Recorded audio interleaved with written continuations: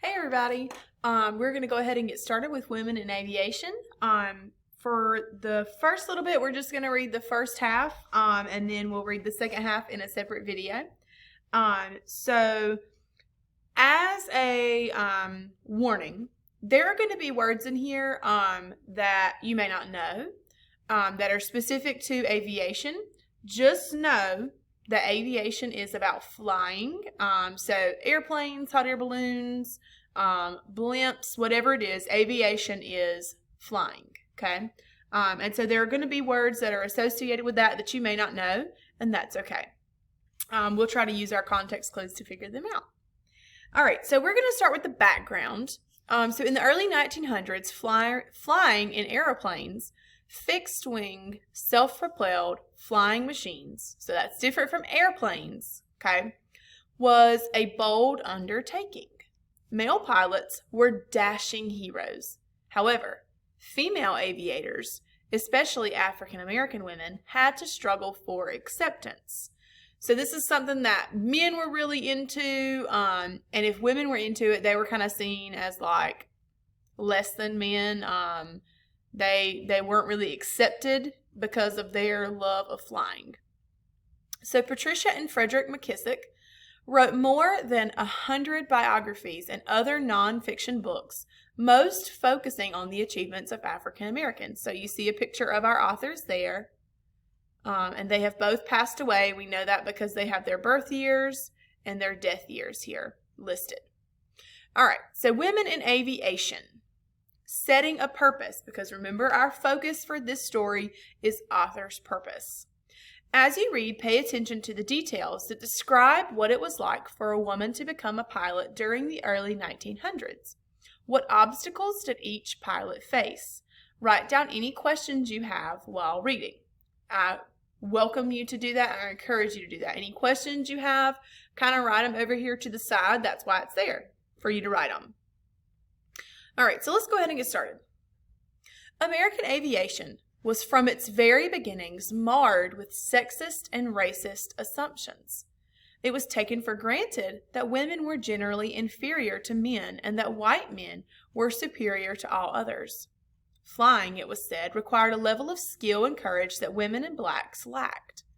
Yet despite these prevailing prejudices, the dream and the desire to fly stayed alive among women and African Americans. The story of women in aviation actually goes back to the time of hot air balloons.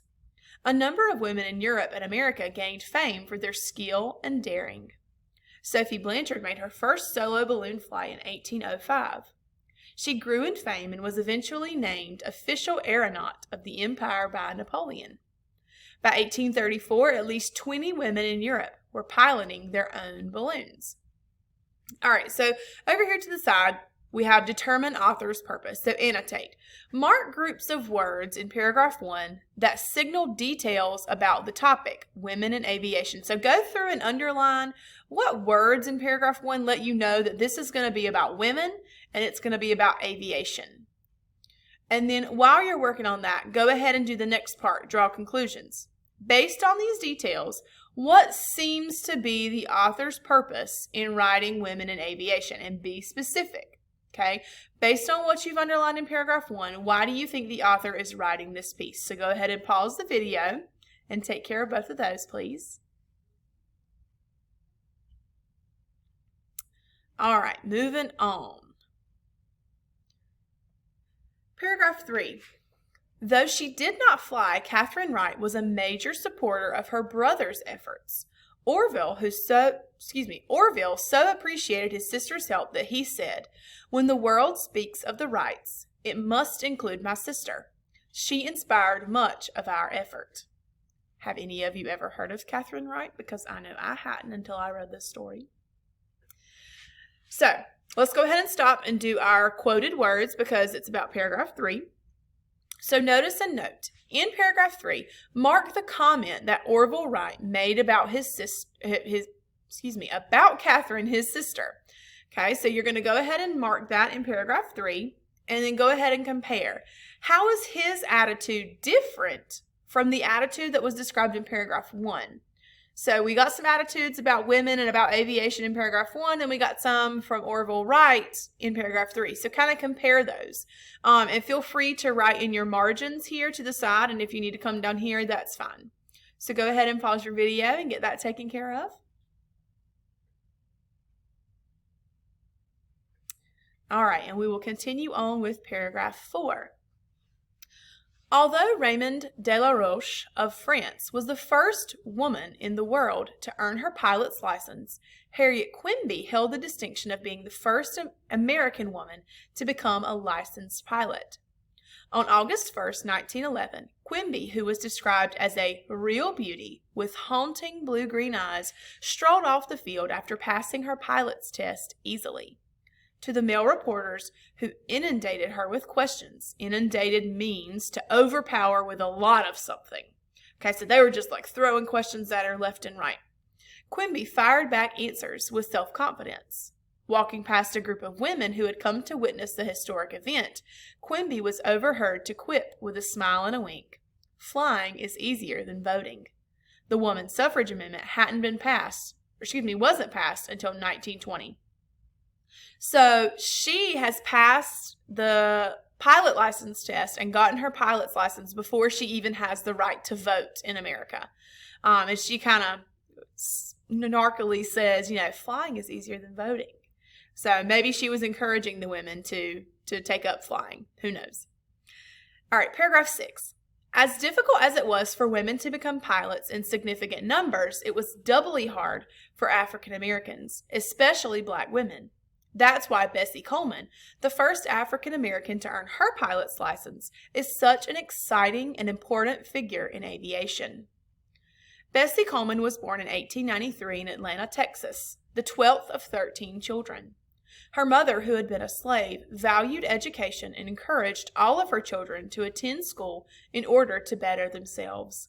The encouragement paid off because Coleman graduated from high school, a feat not too many black women were able to accomplish in the early 1900s. Okay, paragraph 8. Bessie Coleman refused to accept the limitations others tried to place on her. She attended an Oklahoma college for 1 semester, but ran out of money. Accepting the offer of one of her brothers to come live with him and his family in Chicago, Coleman found a job as a manicurist. That's a person who does fingernails.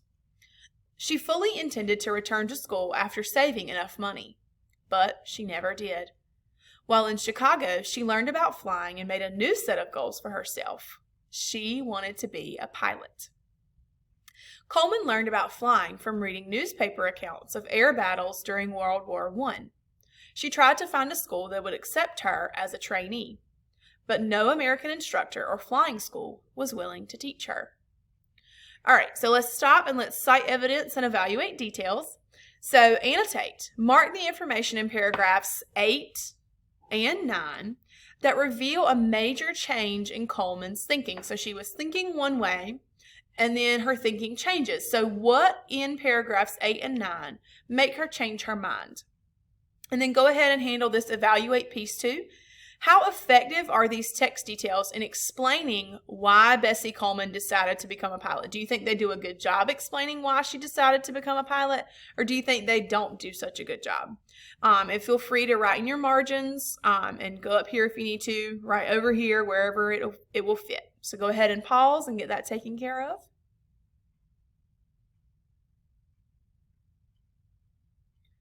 All right, let's pick up with paragraph 10, and we only have just a little bit more, and then this video will be done. When the war ended, a friend, Robert S. Abbott, the founder of the Chicago Defender, one of the most popular black-owned and operated newspapers in the country, suggested that Coleman go to France, where racial prejudice was not as restrictive as it was in America. So she has a friend. He suggests that she go to France to try to learn. Even though the United States was the birthplace of flight, it was slower than other countries to develop an organized aviation program. European leaders immediately saw the commercial and military advantages of a strong national aviation program. Bessie knew from her reading that both French and German aircraft were among the best in the world. All right, and then let's take a look at this picture. It says the above image shows Bessie Coleman's pilot's license. Regarded as the world's first female African-American aviator, Bessie receives a bouquet at an appearance at Curtis Airfield in Garden City, Long Island. So there's a picture or a copy of her pilot's license. And there she is receiving flowers for being the first female African-American aviator. All right, we are going to end here on page 49 for today. So if you need to go back and reread anything, if you have any questions that you're wondering about, go ahead and write those down. Go ahead and reread, and we will pick up here tomorrow.